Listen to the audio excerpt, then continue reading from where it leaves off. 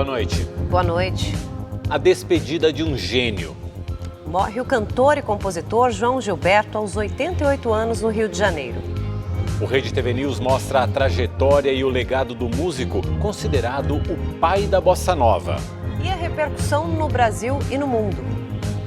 Artistas e críticos relatam como a voz e o violão de João Gilberto revolucionaram a música. São coisas lindas que eu tenho pra te dar.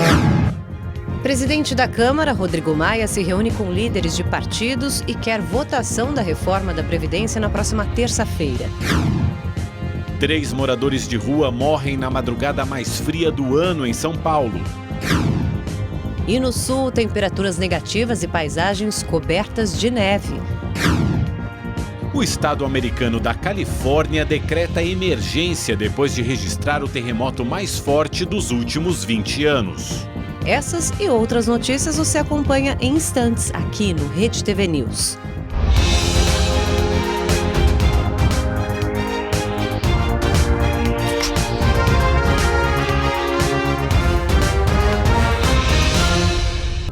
O presidente da Câmara, Rodrigo Maia, reuniu os líderes de partidos na manhã deste sábado para fazer um levantamento dos votos favoráveis à reforma da Previdência. A intenção é começar a votação do texto no plenário já na próxima terça-feira. Além de líderes partidários, também participaram da reunião o secretário da Previdência, Rogério Marinho, e o ministro da Secretaria de Governo, Luiz Eduardo Ramos, que assumiu recentemente a articulação política. O encontro tinha o objetivo de traçar estratégias para a votação da reforma da Previdência no plenário da Câmara e fazer uma contagem de votos. O presidente da Casa, Rodrigo Maia, não quis falar em números, mas citou uma boa margem de favoráveis. Ficar falando de número não é bom, a gente tem a nossa conta. A gente tem a nossa projeção, outras projeções estão sendo feitas, né? Nós temos que ter a tese que o importante é ganhar. Então nós vamos ganhar uma boa margem para uma matéria que até um ano atrás era muito difícil você chegar nesse momento com uma perspectiva de vitória. Antes da votação, é preciso contar 2 sessões do plenário, prazo que deve ser cumprido na terça-feira pela manhã. Com isso, a ideia é começar a votação ainda na terça, à tarde ou à noite. A Câmara também tem sessões convocadas para quarta e quinta, para concluir a votação. São necessários 308 votos para que o texto seja aprovado. Como é uma proposta de emenda à Constituição, a reforma da Previdência precisa passar por 2 votações no plenário, com um prazo de 5 sessões entre uma e outra.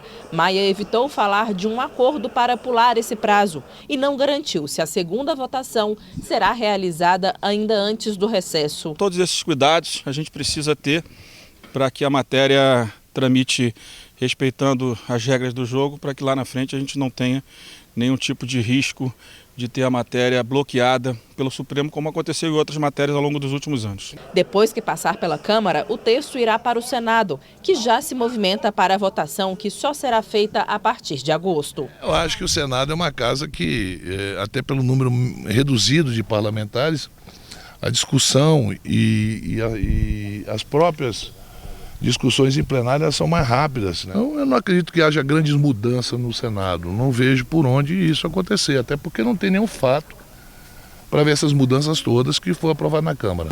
Os bombeiros localizaram nesta sexta-feira mais um corpo da tragédia em Brumadinho, Minas Gerais. Os restos mortais são de Evandro Luiz dos Santos, de 50 anos, e estavam a cerca de 5 metros de profundidade na lama. Evandro era técnico em manutenção de máquinas pesadas da mineradora Vale. Ele deixa esposa e 2 filhas. Na última quarta-feira, também foi encontrado o corpo do líder de almoxarifado, Carlos Roberto Pereira, de 61 anos. Depois de mais de 5 meses do rompimento da barragem da Vale, já são 248 mortos.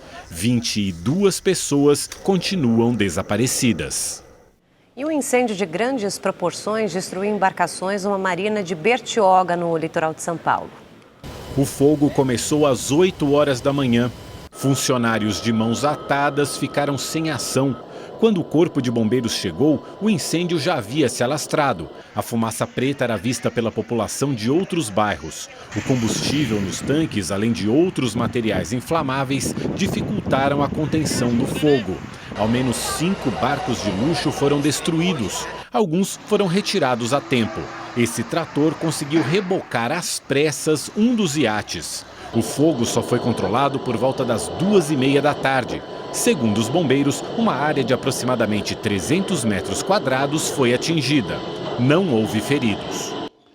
Foram presos 2 homens acusados de integrar uma quadrilha de milicianos que atuava em Itaboraí, na região metropolitana do Rio de Janeiro. Segundo as investigações, eles são responsáveis por dezenas de mortes e pelo sumiço dos corpos. Osmar da Silva Gomes, o Tirso, e Carlos Antônio Pinheiro, conhecido como Gugu, foram localizados em uma casa em Cachoeiras de Macacu, na região serrana do Rio. De acordo com as investigações, Gugu era segurança de Tirso, líder de uma milícia violenta responsável por mais de 50 mortes. A desova dos corpos era feita no município de Itaboraí, na região metropolitana. O Tirso é apontado não só como autor da chacina que ocorreu em Itaboraí no dia 20 de janeiro, onde 10 vítimas foram mortas, mas também ele é autor de diversos homicídios em Itaboraí, assim como era uma das lideranças dessa milícia. Em vigor há 3 anos e meio, a Lei Brasileira de Inclusão é considerada uma grande conquista para mais de 45 milhões de pessoas que possuem algum tipo de deficiência. Mas algumas regras ainda não são respeitadas. Este supermercado de Belo Horizonte reserva em média 10% das vagas de emprego para pessoas com algum tipo de deficiência. É oportunidade para eles estar crescendo, né? De capacitar, de aprender coisas novas. O Arley é deficiente auditivo e foi contratado há 2 meses como embalador. Eu acho bacana que ele abre espaço, né, para quem está precisando trabalhar. É muito bom, essas vagas, essas oportunidades que está dando para a gente aí. A acessibilidade no trabalho é apenas uma das garantias legais asseguradas na Lei Brasileira de Inclusão. Serviços essenciais como saúde e educação, por exemplo, também tiveram que se adaptar. Nesse instituto, o principal objetivo é dar o máximo de autonomia possível para crianças e adultos com síndrome de Down. A sociedade ainda enxerga muito o que é limitação de cada um, o que é limitação de cada fase, mas a gente tem que focar no que é potencial, assim como a gente faz com todas as pessoas. Mas nem sempre a lei é respeitada. Adriane ainda enfrenta obstáculos quando sai de casa com o filho. João Pedro tem paralisia cerebral e há 10 anos vive numa cadeira de rodas. O maior problema é a situação das calçadas. A maioria não tem acessibilidade para pessoas com deficiência. Por isso, muitas vezes, a única solução é essa: se arriscar no meio da rua. Nossa equipe acompanhou os dois até o posto de saúde do bairro. No trajeto de cerca de 500 metros, havia apenas uma rampa de acessibilidade. O caminho é cheio de barreiras, o que exige muito esforço físico. Tem que ter a inclinação correta, de acordo com o desenho universal. Olha como que vai a cadeira de rodas. Imagina se é um adulto, vai cair. Na verdade, quando eu ganhei o meu filho, ele tem 11 anos, o João Pedro, e ele teve que usar a cadeira de roda, eu descobri que o mundo era inacessível. Para este advogado, a lei trouxe conquistas, mas em muitos casos é necessário entrar na justiça para garantir os direitos. Por mais, às vezes, que moroso seja, mas os direitos eles têm começado a sair do papel com a ajuda do Poder Judiciário. Certeza mesmo é que quem depende da lei para preservar a dignidade ainda sonha com melhores condições de inclusão e acessibilidade. Infelizmente, diuturnamente, o direito do meu filho é desrespeitado e, com isso, a minha cidadania também é desrespeitada. Com certeza. Bom, a defesa do brasileiro acusado de tráfico de drogas em Portugal vai pedir uma indenização por danos morais. O idoso, que passou quase 50 dias preso e teve o processo arquivado, já está de volta ao Brasil. José Pereira e a esposa foram recepcionados no aeroporto de Belém por familiares e amigos. O comerciante de 71 anos se ajoelhou ainda no portão de desembarque como forma de agradecimento pelo retorno ao país. Alegria total, né, mestre? Eu peço desculpa a vocês, que eu estou muito nervoso, né? De alegria, não é de tristeza eu já tive, né? Todo mundo deu força, né? Graças a Deus, né? E estou aqui de novo. Seu José ficou preso 47 dias após a polícia portuguesa encontrar uma mala em nome dele com 11 quilos de cocaína. A gente provou lá que a mala não era minha. O nome de qualquer um pega, né? E coloca onde quiser. Mala no porão não carrego mais nunca. Se a minha estivesse dentro do avião, que era para ir dentro do avião, não foi, né? Não tinha acontecido isso. O Ministério Público admitiu o erro e a Justiça arquivou o caso. Agora, a defesa vai entrar com um processo pedindo reparação de danos. A defesa agora vai atrás dos danos materiais, dos danos morais que sofreram o seu Zé Pereira, né? O seu Zé Pereira sofreu muito, foram 50 dias encarcerado, 50 dias numa cela que cabe 3 e tinha 15. A esposa passando constrangimentos em filas para entrar em presídio. A esposa, inclusive, foi roubada, assaltada dentro do presídio, acredite se quiser. O frio chegou para valer em boa parte do país, principalmente no sul e no sudeste, que registraram a madrugada mais gelada do ano. E olha, vai esfriar mais. O repórter Giovanni César está na Avenida Paulista, lá no centro de São Paulo, e fala sobre essa queda de temperatura. Giovanni, boa noite. Eu estou vendo aí atrás de você, o termômetro está marcando 12 graus e parece que a situação vai complicar mais nessa madrugada, né, Giovanni? Boa noite.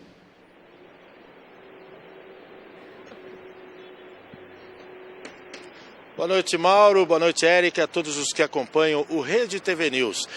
Esse termômetro aqui está marcando 12 graus, mas nós acabamos de olhar aliás, eu estou olhando agora no aplicativo aqui, que a sensação térmica aqui na capital paulista, exatamente aqui na Avenida Paulista, é de 9 graus nesse momento. São Paulo registrou a menor temperatura do ano de ontem para hoje, foi 7,4 graus. E como você disse, Mauro, deve continuar esfriando, porque a previsão para amanhã é entre 5 e 12 graus. Essa temperatura, como eu disse, se deve ao seguinte: uma massa de ar polar que entrou no Brasil pelo sul do país e veio derrubando as temperaturas no sudeste, também no centro-oeste e inclusive no norte do país, na cidade de Vilhena, lá em Rondônia, onde normalmente faz um calor danado. Deve fazer 13 graus de hoje para amanhã, que é pouquíssimo para aquela região. E nem tudo é tão divertido quando o assunto é frio, porque infelizmente um morador de rua morreu aqui em São Paulo e é a terceira morte em 24 horas, como você vai acompanhar na reportagem de Igor Duarte. Foi perto deste muro de uma escola na zona leste de São Paulo que um morador de rua foi encontrado morto hoje cedo, após a madrugada mais fria do ano. Moradores aqui do bairro disseram que o homem encontrado morto tinha sinais de hipotermia, pois o corpo estava todo roxo, mas que não apresentava nenhum sinal de que pudesse ter sido agredido. Horas antes, na sexta-feira, outras 2 pessoas nas mesmas condições foram encontradas mortas, possivelmente por causa do frio. O corpo de Gabriel Leguti Lafote, de 22 anos, foi encontrado nas escadas do terminal de ônibus e metrô da Barra Funda, na zona oeste de São Paulo. No início da tarde, outro morador de rua, ainda não identificado, foi encontrado sem vida no centro da cidade. Ele estava molhado e descalço. Se em casa a gente já sente frio, imagina quem vive nas ruas. Quando a temperatura cai, não resta muita coisa a fazer, a não ser se virar ou esperar por um gesto de caridade. A maioria das pessoas em situação de rua tem no máximo um cobertor. O jeito é se enrolar todo na coberta. Essa coberta é sua? Você conseguiu como? Não, essa daqui eu ganhei hoje, que roubaram ontem, outra. Depois veio um senhor, me deu essa jaqueta. Uma moça me deu essa bolsa aqui, mais outra coberta que está na bolsa. Só essa coberta aqui esquenta? Não esquenta bastante, mas já ajuda. Aqui eu posso estar passando frio, mas eu faço o possível para não passar. O jeito é correr para um albergue, o que tiver. Mas normalmente eu não estou conseguindo vaga em nenhum. Se para um adulto conviver com frio nas ruas de São Paulo já é complicado, para quem vive na rua e tem criança para cuidar, é ainda pior. A Juliana vive com as 2 filhas de 1 ano e 2 meses, 7 anos, e com a sobrinha de 8 meses. Como é que você faz para lidar com frio com essas crianças todas, Juliana? Doação de cobertas, as cobertas que a gente tem, enrola as crianças, dá banho quando dá. Aí quando tá muito frio a gente bota lona e dorme aqui, é barraca, é assim que a gente vive, moço. Essa é a nossa vida aqui, ó. Como é que você veio parar nas ruas? Vim parar na rua por causa que eu perdi meu emprego. Eu perdi meu emprego, fechou as portas, e aí eles não me pagaram e eu tô até hoje na rua, eu não tenho dinheiro para pagar um aluguel. Em noites de frio, a comida também ajuda a esquentar. O Carlos trabalha há 1 ano distribuindo alimentos para moradores de rua. Como é que é esse trabalho, Carlos? Esse trabalho é um trabalho que Deus toca nos nossos corações, tá? Muito gratificante. Corrente do bem. Corrente do bem.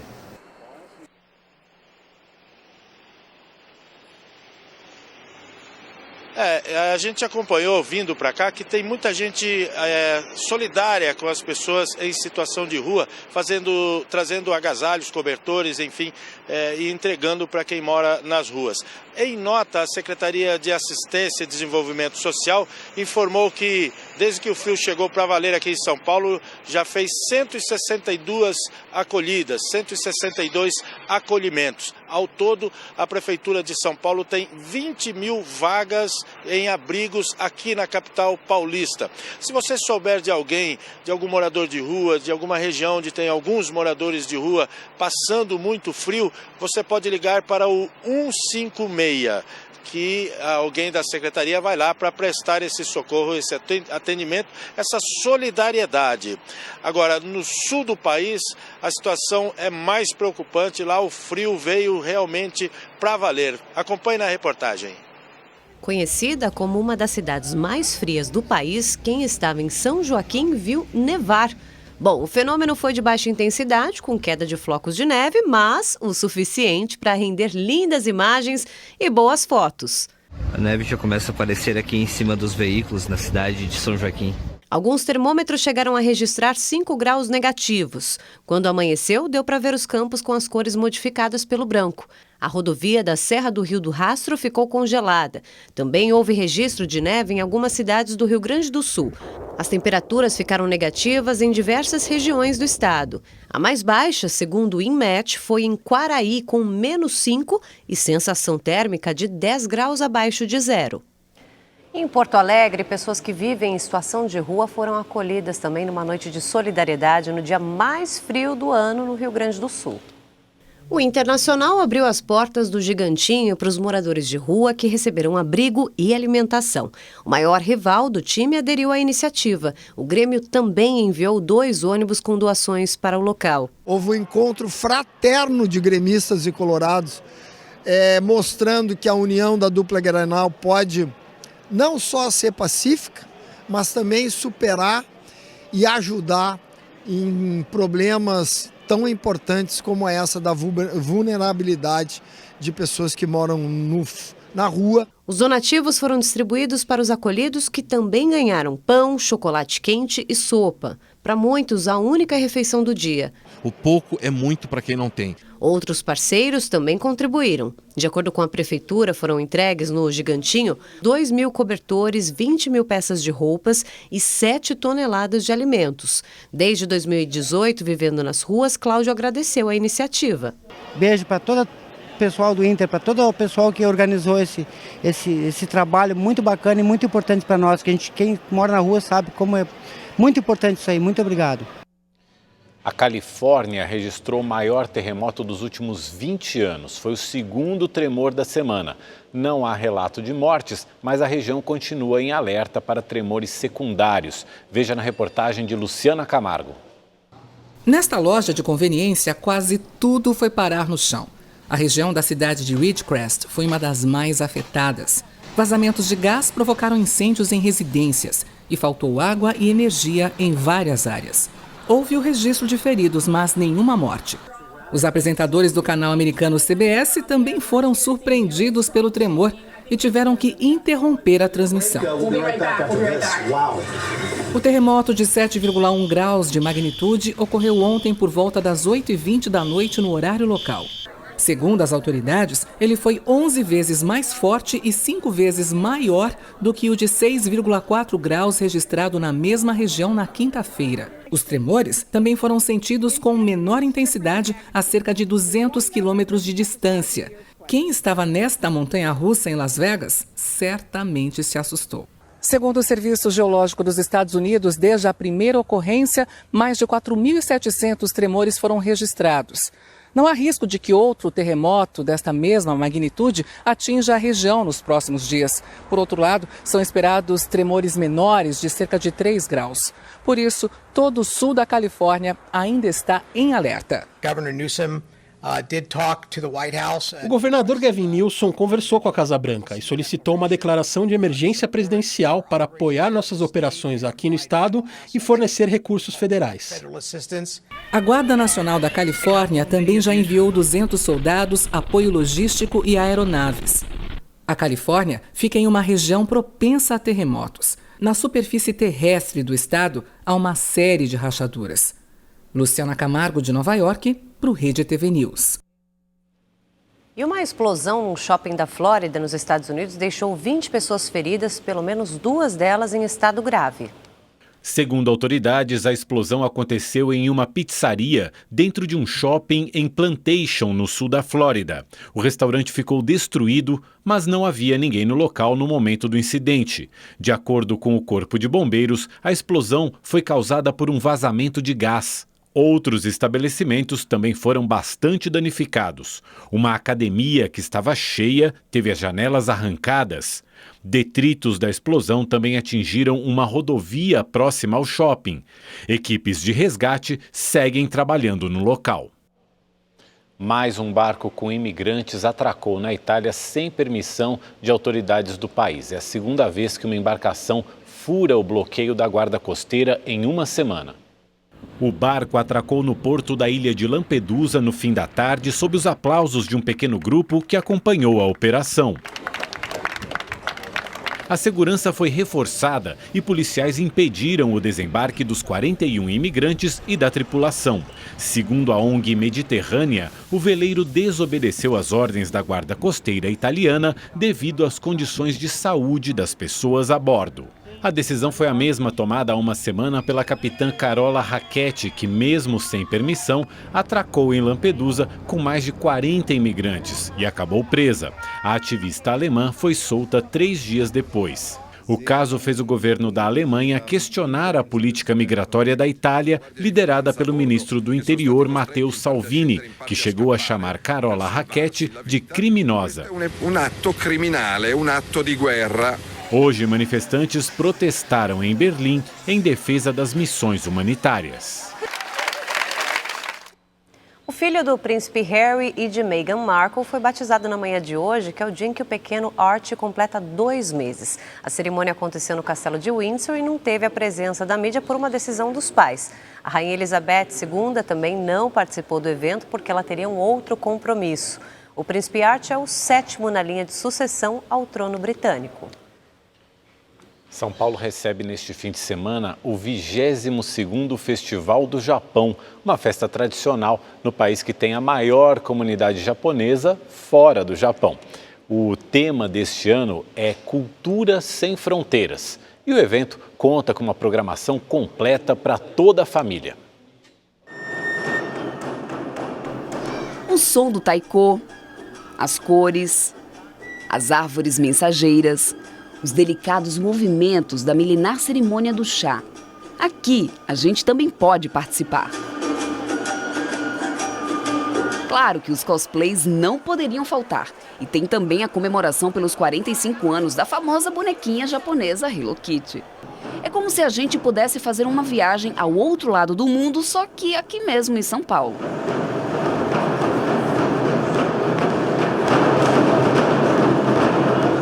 A dona Reiko embarcou nessa viagem e veio ao festival com o filho mais novo e a nora, aproveitando para reviver as tradições de suas origens. É gostoso, né? A gente começa a relembrar, porque eu já estive 2 vezes a passeio e encontrar também os amigos. O festival completa 22 anos, proporcionando essa harmonia e integração entre os mais de 2 milhões de descendentes de japoneses do Brasil. Para que tudo isso aconteça, a Federação das Associações das Províncias do Japão no Brasil conta com a colaboração de centenas de voluntários. Nós que já somos da 2ª geração e nós estamos caminhando para a 4ª e 5ª geração, se nós não cultivarmos a cultura japonesa permanentemente, vai cair no esquecimento. Aqui no Brasil, quando a gente fala de comida japonesa, a gente já lembra logo daquele tradicional sushi sashimi. Mas, na verdade, a gastronomia japonesa vai muito além disso. E aqui no Festival do Japão tem uma praça de alimentação montada com mais de 50 estandes, justamente para disseminar um pouco dessa culinária. Hoje eu vou provar aqui o takoyaki, que é um bolinho de polvo frito, empanadinho, olha só. Aqui em cima tem umas raspinhas de peixe bonito. Isso aqui fica se mexendo. Parece que a comida está um pouco viva, mas na verdade eles me disseram que é uma raspa de peixe. Eu não conheço. Vamos lá, vamos provar. delícia. Bom, não sei vocês, mas eu vou continuar aqui comendo, tá? Érica escolheu o okonomiyaki, que é como se fosse uma omelete com macarrão de yakisoba dentro e uma mistura de legumes. Eu gosto dessa diversidade que tem, principalmente aqui no Festival do Japão, né? Um passeio para toda a família. É que eu falo, se um que quer comer, o outro vai andar, de repente você encontra com a família de novo. Eu tenho um monte de gente da família aqui.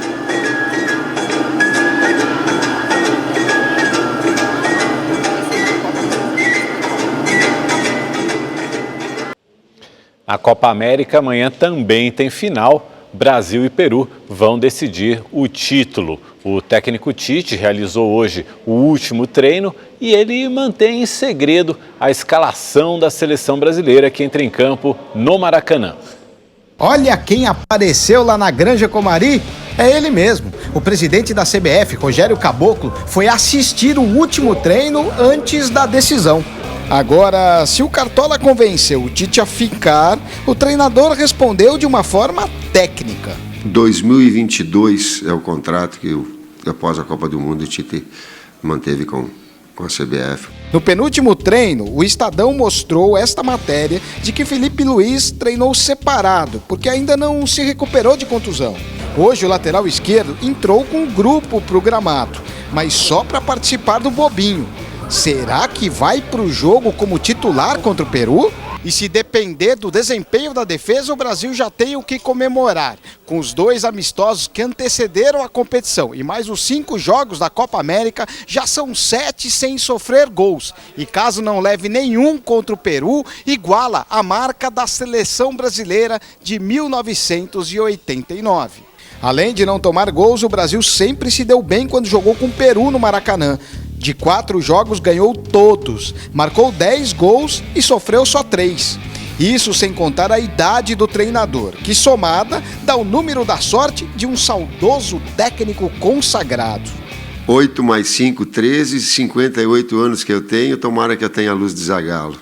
Mestre, cara iluminado, exemplo, história, retidão, qualificação profissional. Tomara que eu tenha um pouquinho a minha idade, tomara que eu tenha um pouquinho da luz dele. Uma luz que pode trazer o primeiro título do treinador na seleção, para deixar um domingo muito iluminado no Maracanã. E a música brasileira está de luto. Morreu hoje no Rio de Janeiro João Gilberto, o pai da bossa nova. Vai minha tristeza, diz a João Gilberto morreu à tarde no apartamento onde morava no Leblon, zona sul do Rio de Janeiro, ao lado da esposa Maria do Céu, de uma cuidadora e de um amigo da família. Aos 88 anos, ele tinha saúde frágil e ficou ainda mais debilitado após a morte da ex-mulher Miúcha em dezembro. A neta do compositor Vinícius de Moraes, Mariana de Moraes, chegou ao apartamento logo depois da morte de João Gilberto. Ela veio a pedido da filha dele, Bebel Gilberto, que está nos Estados Unidos a trabalho. O João é meu ídolo, né? Eu falei para a Bebel, falou, vai lá cuidar do meu pai. Eu falei, com prazer, né? Eu acho que foi uma intuição que ela teve. Ela falou, não nem avisa, vai, sabe assim. João Gilberto vivia recluso em casa e recebia poucas pessoas. Por causa dos problemas de saúde e financeiros, chegou a ser interditado judicialmente pela filha Bebel Gilberto, que passou a administrar os bens do pai. No ano passado, a Justiça chegou a autorizar o arrombamento do imóvel para verificar o estado de saúde de João Gilberto e para que ele fosse citado formalmente no processo de interdição. Por causa disso, os filhos Bebel e João Marcelo travaram uma disputa familiar. Era Bebel Gilberto quem administrava a conta em que o compositor recebia os direitos autorais. Em uma rede social, o filho João Marcelo publicou: "O meu pai já faleceu. A sua luta foi nobre. Ele tentou manter a dignidade à luz de perder a sua soberania." Na página da neta Sofia, administrada pela família, ela publicou: "Meu vovô foi o vovô mais amoroso e carinhoso que eu podia ter tido." Artistas de várias gerações também se manifestaram. A cantora Ana Carolina escreveu: "O mundo fica muito mais triste sem João Gilberto. Obrigada pela sua genialidade e sua música que marcarão sempre nossas vidas." Daniela Mercury citou o trecho da música Chega de Saudade e disse: um gênio que revolucionou para sempre a música popular brasileira. Gal Costa publicou: se foi João Gilberto, o maior gênio da música brasileira, influência definitiva no meu canto. E a cantora Maria Bethânia desejou: descanse em paz, João Gilberto. O pai da bossa nova nasceu João Gilberto de Prado Pereira de Oliveira, em Juazeiro, no sertão baiano, em 1931. A vida não foi fácil de início. O artista tentava cantar no estilo Orlando Silva. Depois de uma rápida passagem por Salvador, João se tornou crooner de um grupo vocal no Rio de Janeiro nos anos 1950. Demitido por faltar aos compromissos, ele tentou gravar um disco, mas também não aconteceu. Sem trabalho, João Gilberto se retirou por 2 anos, de 1955 a 57. Ele chegou a voltar à casa dos pais em Juazeiro. É em 1957, novamente no Rio de Janeiro, que o músico ressurge e chama a atenção. João retorna reinventado com a voz diferente, ritmos e harmonias que acabaram dando forma definitiva a um estilo que logo seria visto por outros músicos como novo, quando não, revolucionário. É quando surge a bossa nova. O marco é em março de 1959, o lançamento de Chega de Saudade.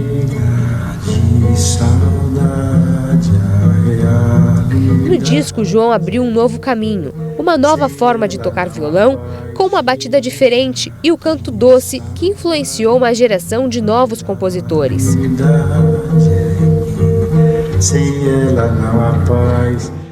2 anos depois, lançou O Amor, o Sorriso e a Flor, na faixa Samba de uma Nota Só. Sem nenhuma, fique numa nota só. Dividiu palcos com Vinícius de Moraes, Tom Jobim e o grupo vocal Os Cariocas, nos anos 1960. De graça e fica mais lindo por causa do amor. Apresentou-se no Carnegie Hall, em Nova York, onde morou e lançou vários discos de sucesso, com a parceria de Stan Getz, o disco Getz Gilberto, de Garota de Ipanema, pelo qual recebeu o Grammy de Melhor Álbum em 1965.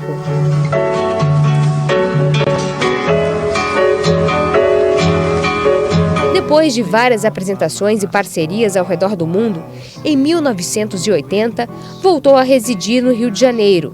Os últimos discos de João Gilberto foram João, Voz e Violão, em 2000, que recebeu outro Grammy na categoria Best World Music Album, e João Gilberto em Tóquio, 4 anos depois. O amor se deixa surpreender enquanto a noite vem nos envolver. Após um longo período fora dos palcos, em 2008, se apresentou no Teatro Municipal do Rio, celebrando os 50 anos da Bossa Nova. Os últimos shows de João Gilberto foram no formato preferido dele, sozinho, terno e gravata, banquinho e violão. Sua relação com a plateia tinha que ser sempre respeitosa. Zangado, exigente e perfeccionista por várias vezes, obrigou o público a fazer silêncio para ouvi-lo. Gosto de você, vizinho.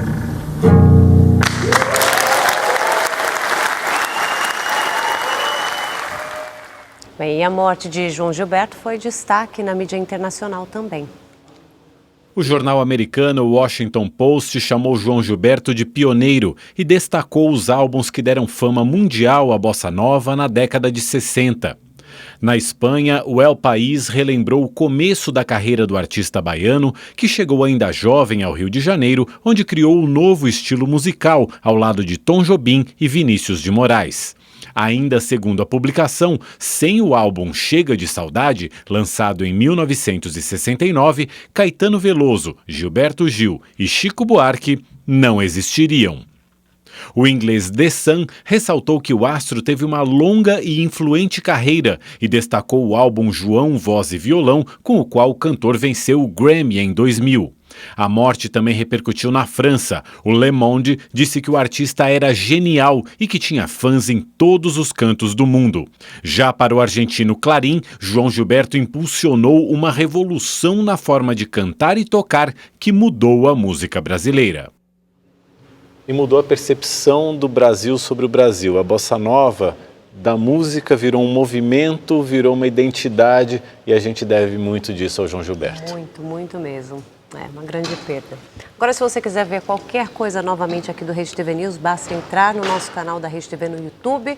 Uma boa noite para você, bom domingo. A gente termina com uma homenagem ao João Gilberto. Bom domingo para você. Tristeza diz a ela, sem ela não pode ser.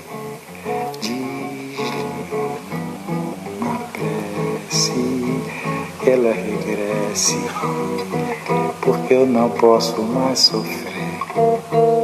Chega de saudade, a realidade é que sem ela não há paz, não há beleza, é só tristeza e a melancolia que não sai de mim, não sai de mim, não sai.